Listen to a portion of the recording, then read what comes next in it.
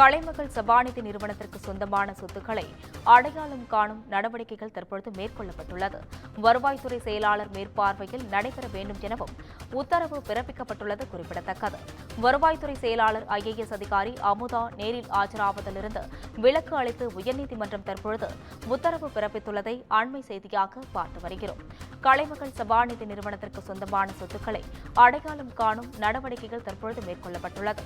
வருவாய்த்துறை செயலாளர் மேற்பார்வையில் நடைபெற வேண்டும் எனவும் உத்தரவானது பிறப்பிக்கப்பட்டுள்ளது. வருவாய்த்துறை செயலாளர் IAS அதிகாரி அமுதா நேரில் ஆஜராவதிலிருந்து விலக்கு அளித்து உயர்நீதிமன்றம் உத்தரவு பிறப்பித்துள்ளதை தற்பொழுது அண்மை செய்தியாக பார்த்து வருகிறோம்.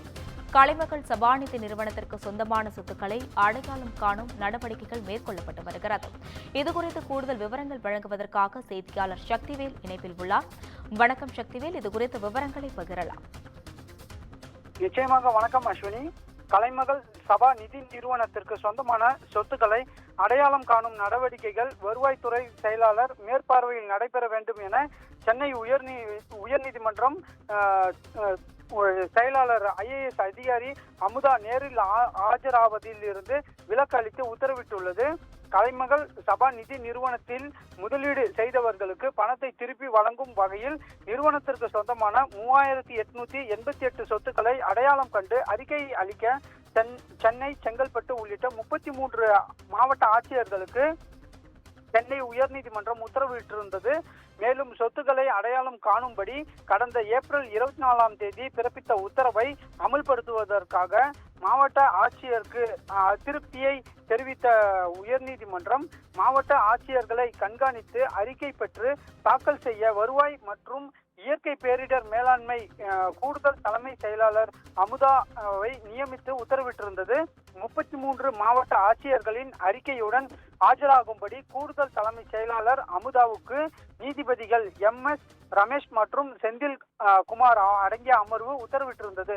இதையடுத்து வழக்கு மீண்டும் விசாரணைக்கு வந்தபோது தமிழக அரசின் கூடுதல் தலைமை செயலாளர் மற்றும் வருவாய் செயலாளர் அமுதா நேரில் ஆஜராகி அறிக்கை ஒன்றை தாக்கல் செய்தார். அதில் கலைமகள் சபாவுக்கு சொந்தமான சொத்துக்களை அடையாளம் காண மாவட்ட ஆட்சியர்கள் விரிவான நடவடிக்கை மேற்கொள்ள உத்தரவிட்டுள்ளதாகவும் இது தொடர்பாக மாவட்ட ஆட்சியர்கள் 68 சிறப்பு சர்வேயர்களை நியமித்துள்ளதாகவும் குறிப்பிட்டிருந்தார்.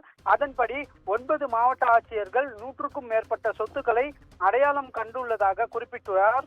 வழக்கை விசாரித்த நீதிபதிகள் மீதம் உள்ள 26 மாவட்டங்களை பொறுத்தவரையில் விரிவான அறிக்கை தாக்கல் செய்ய வேண்டும் என்று உத்தரவிட்டிருந்தார். இந்த நடவடிக்கைகள் விரைந்து முடிக்க வேண்டும் என்று உத்தரவிட்ட நீதிபதிகள் அடுத்த கட்ட விசாரணையை வரும் 22ஆம் தேதி ஒத்திவைத்தார். கலைமகள் சபாவுக்கு சொந்தமான அனைத்து சொத்துக்களையும் அடையாளம் காணுவதற்காக நடவடிக்கையை தமிழக அரசின் வருவாய்த்துறை செயலாளர் மேற்பார்வையில் நடைபெற வேண்டும் என்றும் உத்தரவிட்ட IAS அதிகாரி அமுதா நேரில் ஆஜராவதில் இருந்து விலக்கும் அளித்துள்ளார். அஸ்வினி, விவரங்களுக்கு நன்றி சக்திவேல்.